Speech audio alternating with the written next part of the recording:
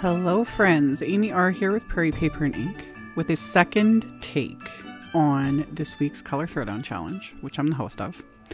So my last video I did clean and simple, which is not my wheelhouse, my forte, you know. I love the look of clean and simple. I love it. But I struggle, because you guys know, gotta add everything but the kitchen sink, tons of splatter, all the randomness. So after I had made that card, my brain just kept going. I was like, oh, what else can I do? Because I really love this color combo. So I started off by, I pulled out, this is some seam binding ribbon. I did this recently. I think it was one of my Halloween videos, and I'll have a link to it at the end. I'll have to like search and find it.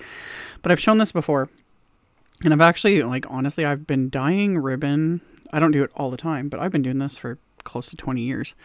I used to do this with grosgrain. I will link to a roll of May Arts ribbon that Simon carries now that I need to get my hands on, because I was like, I think I can dye it the same way as this.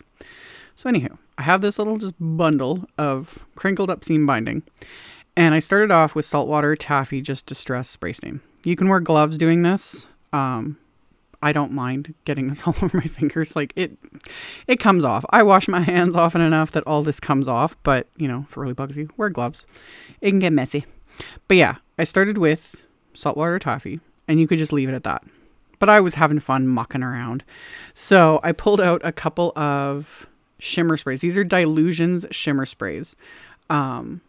I've had a lot of people ask me about these because I've shown the Tim Holtz mica sprays and all their shimmery goodness. These are very, very similar, like kind of the same idea, because they're both made by Ranger. These are just the Dylusions ones. So they're in all of Diane Ravelry's, I can't pronounce her last name. My brain is just mush. Anyway, in her color palette. So they're beautiful. And of course, I think I own all of her shimmer sprays. So anyway, I used some Tangerine Dream and some Pink Flamingo. And then I also brought in some Brutus Monroe Pearl Shimmer Mist, because why not? So I had just a mucky old time and mushed this up really, really well. You can let this air dry, although I do kind of just, and whether it actually makes a difference, I kind of prefer, especially after adding like shimmer sprays and things, to use my heat tool to help dry this. Just kind of the idea of like getting the heat to like set it, you know. However, be careful using your heat tool. One, it is hot. I have asbestos fingers, so none of this really bothers me. But also, you can literally melt this depending on the type of like material. Like this seam binding, I think is polyester, so it would melt. Other types of ribbons, if they're cotton, they could burn. But I have my heat tool set on the low setting, and yeah, like I'm just using it to speed up the drying process. So I just dried this completely, basically heat set it into the ribbon. Some of the shimmer will come off. I wasn't able to show the shimmer at the end or anything, but in real life, you can see a bit of the shimmer on the ribbon, and it's got kind of, you know, the little multicolor bits here and there, and it was fun. It's just a messy, fun little process, and I enjoyed it.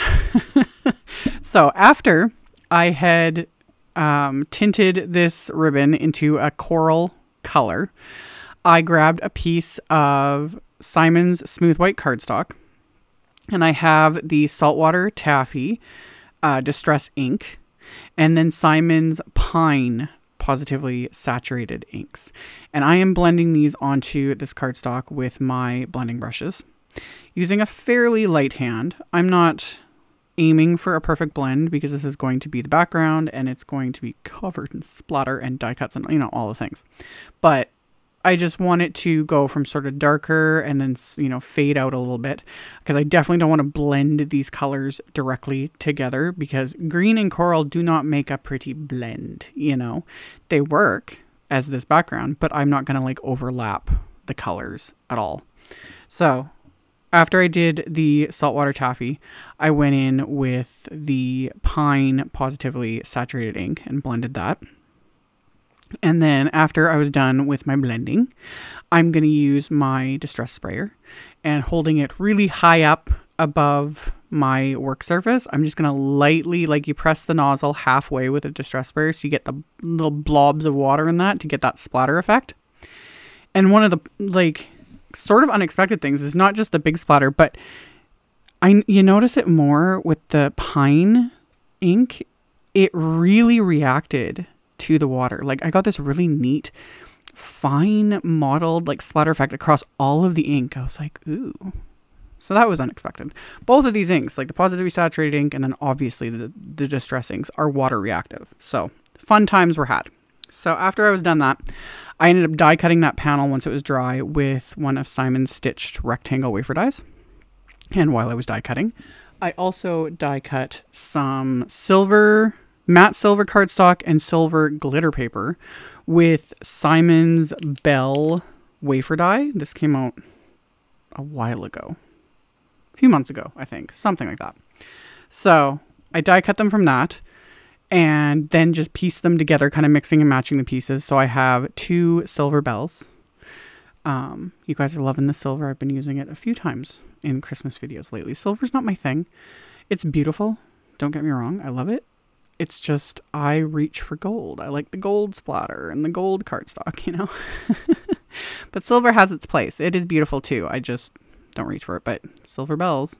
I'm not going to sing the song because, you know, I value everyone's hearing and don't want to ruin it. But that was playing in my head while I was doing this. So I assembled my 2 little bells just with some craft tacky glue. And then I'd also die cut some green cardstock with my go-to Pine Needle Trio wafer die set that I've used 5 million times. So I'll get to those in a minute. So my ribbon is completely dry. So I cut it into 2 separate pieces. And then I just tied it into a very messy little bow. This is also why I purposely chose the seam binding stuff, and it's all crinkly. Because I've had this stuff stashed like in a little like Ziploc baggie, basically, and shoved in a drawer. So it's like extra crinkly, which is perfect because then you don't have to worry about, you know, making a perfect bow. So tied that into a bow. Once I was kind of happy with how that was looking, it's huge and textural. I don't know. I love it. So once I've got my bow, I, you know, fiddled with it a bit here and there and then trimmed off the ends on one side just to kind of even out a little bit because, again, it is crinkly. It's not perfect, and that's great. So then for my little pine branches, I kind of just arranged them at the top of this panel that I had ink blended and splattered and die cut and all that. So I just arranged these along the top, cut the ends off some of it. Literally had to remind myself multiple times, like, don't overthink it, just stick it down. That is another thing that, you know, I do. I overthink a lot. I spend more time thinking through the card than just doing it. So stick it down. Just commit, you know? So once I've got my little branches adhered into place, I am then going to put this into my splat box before I do anything else, because I don't want to splatter the bells, mostly because of because of what they're made from. Like the silver cardstock and the glitter paper are not going to take splatter very well. Like it'll take a million years to dry sort of thing. Like it'll smear, and I was just like, no. Just no. And the ribbon, it doesn't need to be splattered. I already added everything to it. So put that in my splat box, and then I use Ranger Perfect Pearl Powder. Like I always say, Ranger Perfect Pearl Powder has a binder in it that's activated by water, so it does not come off. It does, when it dries, it doesn't brush off. It's secure. It's adhered to whatever you splatter it onto or paint it onto or whatever. Other shimmer powders I can't speak to in that sense, like mica powders, different things, because I don't know. You know, if it doesn't specifically state it's got a binder in it, chances are slim that it does. So, anywho, after I did the shimmer splatter, I used white gouache, heavily splattered that, of course, let everything dry. And then I have just a scrap of white cardstock here, and I am using a sentiment from the Christmas Blessings set. I've used this in multiple videos as well. This set is a favorite. So many good sentiments, and Christina Werner's handwriting. I was pretty sure it was, but yeah, it got mentioned somewhere that this was definitely designed by Christina Werner, which makes sense because she has just fantabulous handwriting. So anyway, I used my anti-static powder tool, stamped the sentiment with clear embossing ink, coated it with silver embossing powder, and then melted that with my heat tool. Once this is melted, I'm going to use the coordinating little wafer die to die cut this sentiment. It's another reason why I love this set, because the coordinating wafer dies. And yes, the wafer dies for a set like this are a little spendy because it is a huge die set, because it's a huge stamp set. But for one like this, personally, worth it. Worth it. Anyway, tape the wafer die into place. Once I got it taped into place, I'll run that through my die cut machine and die cut that little sentiment. So then once that's ready to go, it's now time to start putting this card front together. So I attached my little bells together, added a bit of tape to the back of them just for extra insurance while I'm fiddling around. I have some silver cord in my stash, and I threaded that through the tops of these bells because I didn't want them just floating there. You know, they need to be connected to something. So I threaded those through, also taped those to the back of the bells because no one's going to see this part. And then tied a knot on them. Once I've got the bells like figured out, I popped some little foam squares on the back of them and then adhered this to the background, and then realized I didn't like how I'd adhered them, so gently pulled them back up and re-zhuzhed them. And then I showed this in the mittens video. Same sort of idea, except this time I'm just using a bit of thread. So I threaded some thread through a needle, and I'm going to sew this bow onto this card front. It's just the easiest way to attach it rather than sitting here for 15 years waiting for the glue to dry, you know, especially with like thinner ribbons. I don't like gluing ribbon to anything. It just, the glue soaks through, it's a pain in the butt, and it's not secure, you know.